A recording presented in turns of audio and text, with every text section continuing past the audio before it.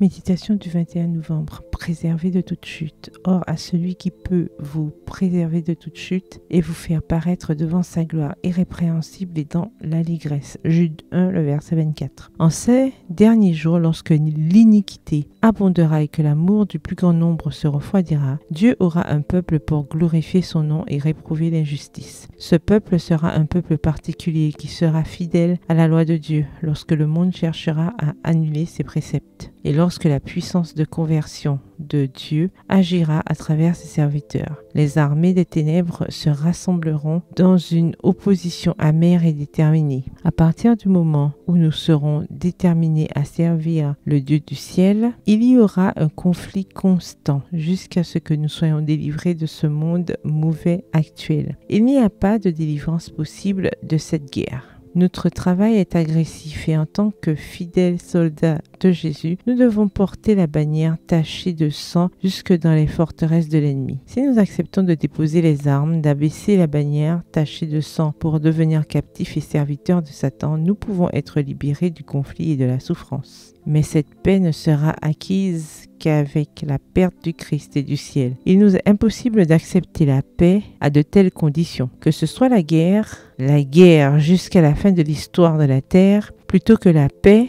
par l'apostasie et le péché. Extrait du magazine The Review and Herald du 8 mai 1888.